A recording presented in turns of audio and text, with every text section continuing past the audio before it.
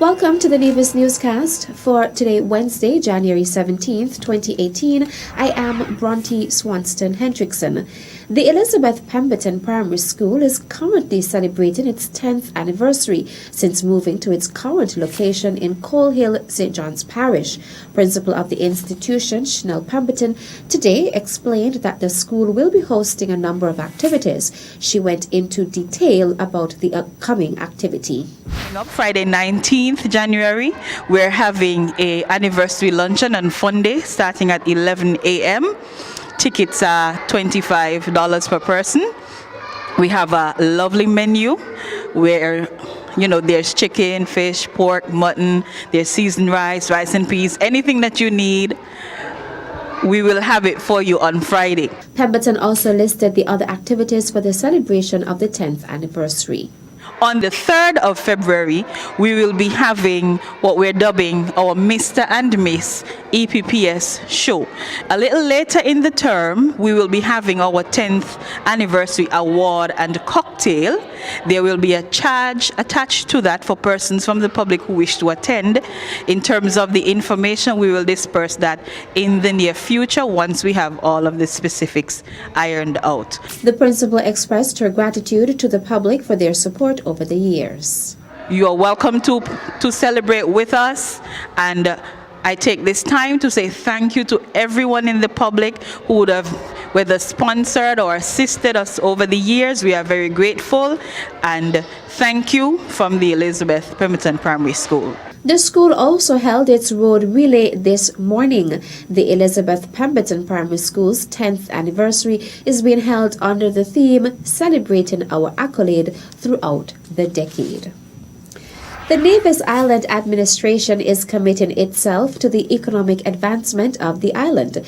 Premier of Nevis, the Honorable Mark Brantley, made that note when he addressed the 19th annual luncheon put on by Hearts and Hands for Nevis Incorporated on Sunday, January 14th in Elmhurst, New York. The Premier announced that geothermal energy, after some delays, now appears to be back on track, with drilling continuing apace in Hamilton. The promise of geothermal, when realized, will transform the economic landscape of Nevis, he said, adding that cleaner, cheaper energy, which allows Nevis to wean itself completely off fossil fuels for the generation of electricity, will allow the island to position herself as the greenest place on planet Earth. Light industries developing using cheaper energy and the byproducts of geothermal are also anticipated. The Nevis Island administration, he said, will continue its thrust in tourism. Even now, Nevis is seeing a tourism boom, both in stayover and cruise passengers, the likes of which the island has never experienced. The public will see the expansion of Charlestown with the development of the abandoned Rest Haven property to create a boardwalk, shops, retail space, restaurants, offices, and a marina. A hospitality institute which will attract students locally, regionally, and internationally will also be established. This institute will provide critical training for workers in the hospitality sector. The final phase of the IAAF certified Mondo athletic track and FIFA certified football pitch will also be completed. This will allow Nevis to make a giant leap forward, not only in the development of local sporting talent, but also in attracting regional and international meets and visiting teams, enhancing the island's sports tourism products. Meantime, while visiting New York on his first official overseas engagement as Premier, the Honorable Mark Brantley used the opportunity to honor the memory of Nevisian-born Alexander Hamilton.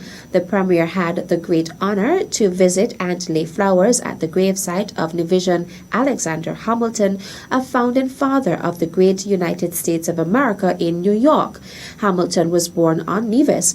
As a precocious teenager, he was sent to New York to pursue his education. He became an American statesman and, as one of the founding fathers of the United States, was an influential interpreter and promoter of the U.S. Constitution, as well as the founder of the nation's financial system, the Federalist Party, the U.S. Coast Guard, and the New York Post newspaper. Premier Brantley and the Nevis Historical and Conservation Society on Thursday 11th and Friday 12th January joined the New Hamilton Awareness Society to celebrate the 261st anniversary of Alexander Hamilton's birth. As a fisherman, I use the marine resource wisely so I can conserve our biodiversity, so I can fish for life. It's all about balance. I preserve biodiversity by the way that I farm. It takes care of my family. It's all about balance. I have enjoyed these seas all my life.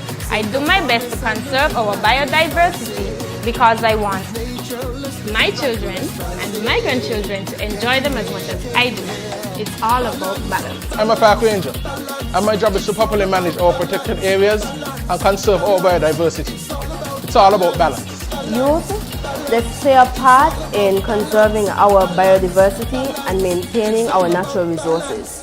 It's all about balance. For life, for livelihood, for the future of St. Kitts and Nevis, let's all conserve our biodiversity and use our natural resources wisely. It's all about balance. Hello, my name is Culturama, the Caribbean's greatest summer line. Most islands have their festival annually, but they call it Carnival. With all those shows, we fete and fun. We party from sun up to sundown. Everybody come now, show the world what we mean when we talk about Culturama. Flags up, flags up, flags up, flags up.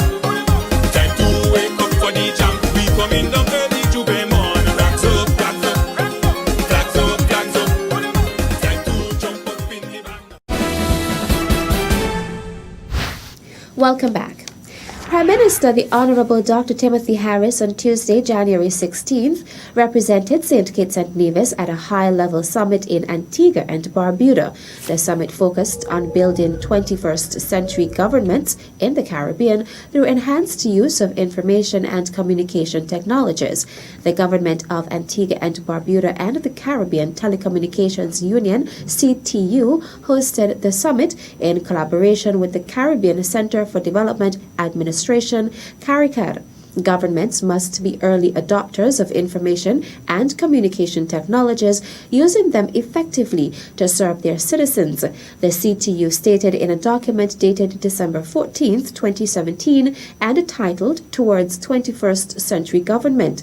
The CTU adds that a 21st century government will be characterized by citizen-centric, seamless, open, interactive, and efficient processes, and will make effective use of information and communication technologies to deliver services to its citizens, internal and external clients. Further laying out its e-government development plan, the CTU says this effort requires commensurate re-engineering of processes as well as appropriate policy, legislation, and regulatory reform. All of these must be complemented by people who are educated, trained, and prepared with the skills to maximize the use of information and communication technologies in innovative ways. Prime Minister and Minister of National Security, the Honourable Dr. Timothy Harris, has extended his condolences and those of the government and people of St. Kitts and Nevis to the family and loved ones of Robert Jeffers, who has died at the age of 70. He gave close to 42 years of dedicated service to the Royal St. Christopher and Nevis Police Force, Prime Minister Harris said on Monday, January 15, 2018, while reflecting on the impact of Jeffers, who served as St. Kitts and Nevis's Commissioner of Police from 2004 to 2008. Jeffers, who was an exceptionally talented law enforcement officer, joined the police force in 1966, the year that Her Majesty the Queen honored the organization by adding the title Royal before its name in recognition of services rendered during her visit to St. Kitts, Nevis, and Anguilla. Jeffers took his oath to protect the country and people while demonstrating strong leadership, prudence, courage, and poise during a long, distinguished career that witnessed transformational shifts both in society and in policing, the Prime Minister added. At the Police Force Annual Officers Mess Dinner in February 2008, Jeffers was presented with a plaque for his long-standing service. During his retirement, Jeffers provided incisive analysis on police and security matters in the local media. The Prime Minister says his firm and influential voice will be missed. Prime Minister Harris says his thoughts and prayers are with the family of Robert Jeffers as they grieve the death of their beloved patriarch. May they find comfort and strength knowing that he contributed greatly to shaping the face of law enforcement in this country, as he was a strong proponent of community policing and leadership at the departmental level. Meantime, Commissioner of Police Ian Quealy said in a statement, it is with deep regret that he has learned of the passing of retired Commissioner of Police Robert Jeffers. Commissioner Quealy notes that Jeffers had superb investigative skills and was a fingerprint specialist. This accounted for the length of time he spent in the Criminal Investigations Department. He moved up the ranks and eventually reached the pinnacle when he secured the post of Commissioner. Even after he retired, Commissioner Quealy added, Jeffers continued to contribute to the police force and showed his support by attending events. He gave back much to the force as a visiting lecturer, teaching recruits at the police training complex in the areas of evidence and procedure. He assisted officers with preparation for their promotion exams and submitted questions for those exams. As recently as last year, he assisted with the marking of exam papers. He never stopped serving and contributing to the Royal St. Christopher and Nevis Police Force. On a personal note, Quealy said it is because of advice given by Jeffers that he is where he is today, and he thanks him immensely. Commissioner Quealy extended condolences to the family and friends of the late Robert Jeffers on behalf of the High Command of the Royal St. Christopher and Nevis Police Force. And that brings us to the end of this edition of the Nevis Newscast. I am Bronte Swanston Hendrickson. Thank you for viewing.